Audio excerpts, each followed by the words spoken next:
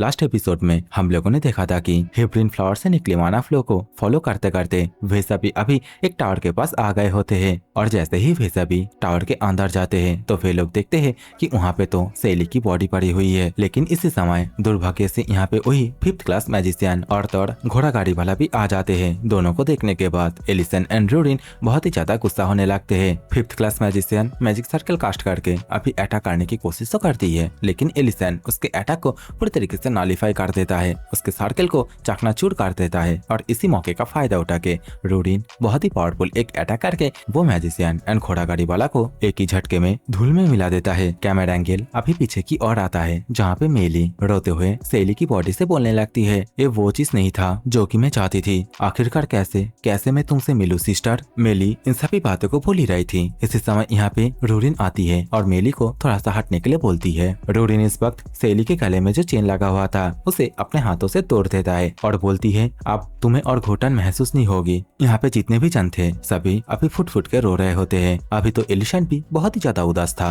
लेकिन अभी एलिसन ये महसूस करता है कि उसके पास ये जो हिब्रिन फ्लावर है उसके अंदर से और भी ज्यादा अमाउंट में ऑरा बाहर की ओर आ रहा होता है और देखते ही देखते ये सभी ऑरा एकदम सीधा सेली की खोपड़ी के ऊपर जमा होने लगता है। रूडिन एंड एलिसन भी इस चीज को देखने के बाद पूरी तरीके से सरप्राइज हो जाता है। कुछ देर बाद ये सभी ऑरा मिलके अभी सेली की आकार धारण कर लेता है। सेली अभी बोलने लगती है कि तो फाइनली तुम सभी मुझसे मिलने के लिए आ गए। तो अचानक से यहाँ पे सेली को देखने के बाद मेलबी एंड मेली दोनों ही बहुत ही खुश हो जाते हैं। दौड़ के जाके सेली को गले से लगा लेता है। सेली अभी हंसते हुए मेलबी एंड मेली से बोलती है, ये क्या अजीब है, अभी तो तुम दोनों मुझसे लंबे लग रहे हो। मेलबी अभी नोटिस करता है कि सेली की बॉडी धीरे धीरे करके थीन हो रही है। तो सेली आगे से बोलती है, मुझे माफ करना, मेरे पास और ज्यादा टाइम नहीं बची और हिब्रिन फ्लावर की जो ब्लेसिंग है वो भी खत्म हो जा रही है। लेकिन जो सबसे जरूरी बात है, मेलबी तुमने कसरत करना शुरू कर दी हो क्या। मेलबी रोते हुए बोलने लगता है, और नहीं तो क्या तुम्हें पता है मैं यहाँ पे पहुँचने के लिए क्या क्या किया है। अभी तो मेली भी रोते हुए बोलने लगती है, मैं तुम्हारे साथ प्रैक्टिस करना चाहती थी, मैंने तो एक इंस्ट्रूमेंट भी ढूंढ ली थी और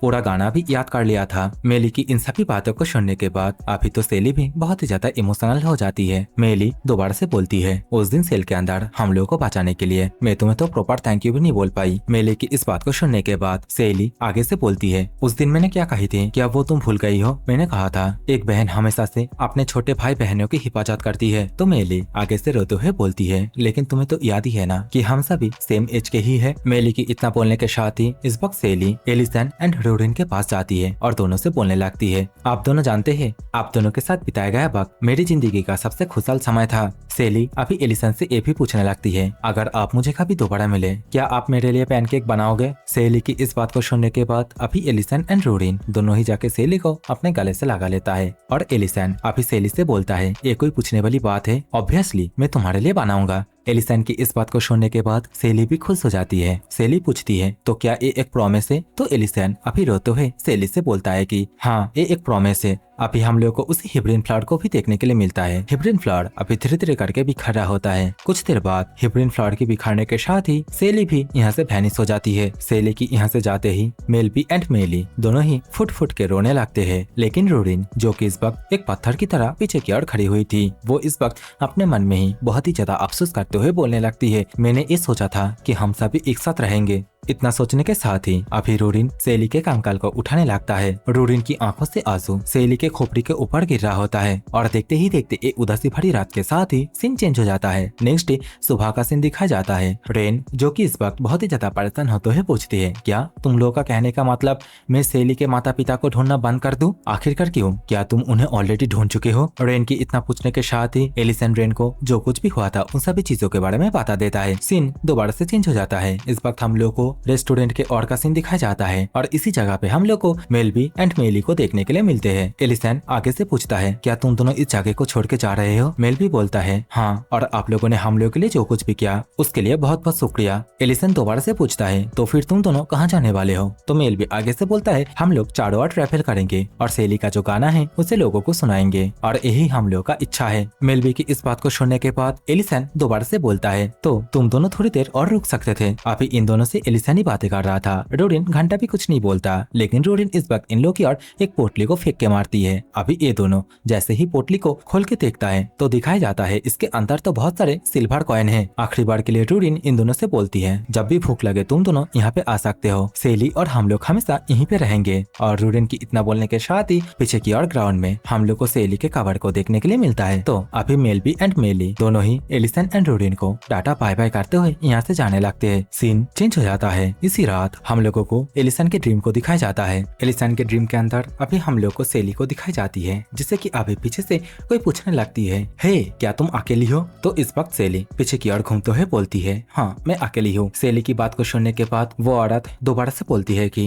ऐसी बात है क्या, और क्या तुम्हें भूख लगी है? इतना पूछने के साथ ही अभी वो औरत सेली के हाथ को पकड़ के खुद के ही रेस्टोरेंट के अंदर लेके जाने लगती है। कुछ देर बाद वो औरत सेली को एक पैनकेक बना के देती है। पैनकेक को देखने के बाद सेली बहुत ही खुश हो जाती है। सेली के रिएक्शन को देखने के बाद वो औरत अभी सेली से पूछती है, क्या तुम पहले भी इसे खाए हो? तो सेली बोलती है, हाँ, और ये चीज मुझे बहुत ही ज्यादा पसंद है। इतना बोलने के साथ ही सेली अभी पैनकेक को खाने लगता है। तो आगे से वो औरत सेली से दोबारा से बोलती है कि मैं आशा करती हूँ ये पैनकेक बाकियों से बहुत ही ज्यादा डिफरेंट होगा। लेकिन इस समय सेली बहुत ही ज्यादा सरप्राइज होते हुए औरत से बोलती है, ये तो बिल्कुल सेम है, इवन इसका टेस्ट भी सेम है। सेली की इस बात को सुनने के बाद सामने की ओर वो औरत बहुत ही ज्यादा खुश हो जाती है और पूछने लगती है, तुमने पहले पैनकेक को जहाँ पे खाया था क्या वो रेस्टोरेंट एक मैजिशियन की तरह चलाया जाता है? औरत की अभी इस बात को सुनने के बाद सेली बहुत ही ज्यादा खुश हो जाती है। पूछने लगती है, आखिरकार आप उन्हें कैसे जानते हैं? सेली की इतना पूछने के साथ ही कैमरा एंगल जैसे सामने की ओर जाता है तो हम लोग को दिखाई जाती है कि ये जो औरत है ये और कोई नहीं, ये तो एलिसन की मॉम होती है। एलिसन की मॉम अभी खुश होते हुए बोलती है, मुझे उसके बारे में और बताओ, और हाँ क्या तुम और पैनकेक खाना चाहोगे? एलिसन की माँ के इतना पूछने के साथ ही एलिसन का नींद यहीं पे टूट जाता है। बेचारा एलिसन इस सपने को देखने के कारण अभी बहुत ही ज्यादा परेशान होने लगता है। एलिसन को अपनी माँ की पुरानी यादें आने लगता है। लेकिन इसी समय रूडिन भी साइड से उठते हुए एलिसन से बोलती है, एलिसन तुम मेरे सपने में थे और सेली एक जन के साथ थी जिसका की स्मेल बिल्कुल तुम्हारी तरह थी। तो इस समय एलिसन अपने सिर को पकड़ते हुए बोलता है, लगता है सेली आगे से और भूखा नहीं रहेगा। एलिसन की ये बोलने के साथ ही सीन चेंज हो जाता है। हम लोग को एक कंट्री साइड के सीन को दिखाया जाता है और इसी जगह पे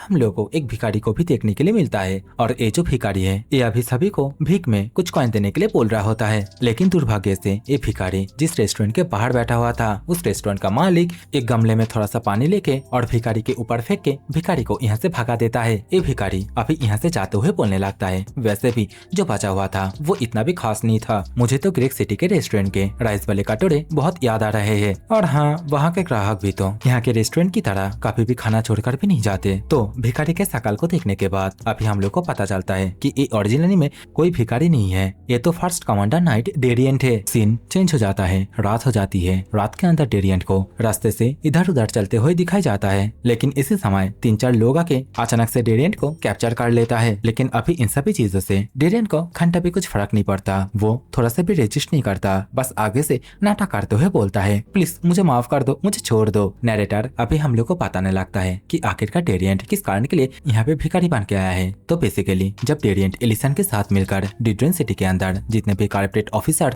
और जितने भी क्रिमिनल थे उन सभी को ही अरेस्ट करवा दिए थे। उसके बाद डेरिएंट जब यहाँ के जितने भी स्लेव्स थे उन सभी से बातचीत की, तब एक लड़की डेरिएंट को बताई थी कि वे सभी डिड्रेन सिटी के नहीं है, बल्कि उन लोगों को तो कहीं और किडनैप किया गया था और ब्रेन वॉश करने के बाद इस जगह पे ट्रांसपोर्ट किया गया। और उसी दिन से डेरिएंट भिखारी के भेष में इसी मिशन पर है। नैरेटर की इन सभी बातों के साथ ही सीन चेंज हो जाता है। इस वक्त हम लोग को डेरिएंट को एक अलग ही जगह पे दिखाया जाता है और इस जगह पे डेरिएंट की तरह और भी बहुत सारे लोगों को पकड़ के लाया गया था। लेकिन इस जगह पे डेरिएंट इस बात से बहुत ही ज्यादा परेशान होकर रखा था कि अगर यहाँ पे गलती से भी कोई रेगुलर सोल्जर हुआ तो वो उसके चेहरे को देख के आसानी से पहचान जाएगा। डेरिएंट को अभी एक पर्सन के पास लाया जाता है, जहाँ पे वो पर्सन डेरिएंट को देखने के बाद बोलता है, देख के लग रहा है कि तुम्हारी बॉडी बहुत ही स्ट्रॉन्ग है, तो मुझे लगता है तुम्हें ऑक्सीजन में डालना ही बेहतर होगा। एंड जी गाइस, आप लोग तो पता ही है कि स्ट्रॉन्ग बॉडी प्लस ऑक्सीजन मतलब क्या है। मतलब बड़े बड़े खानदान के औरतें आएंगे और लेके जाएंगे। तो देखते ही देखते आप डेरिएंट को पिंजरे के अंदर डाल दिया जाता है। डेरिएंट आसपास देखते हुए अपने मन में ही बोलता है, यहाँ से भागना उतना भी कठिन नहीं होगा, जब तक मैं इस जगह का नक्शा याद रख लूं तब तक यहाँ से छुप छुप के निकाल कर रिपोर्ट करना उतना भी ज्यादा कठिन नहीं होगा। डेरिएंट अभी इन सभी बातों को अपने मन में सोच ही रहा था। इसी समय उसकी नजर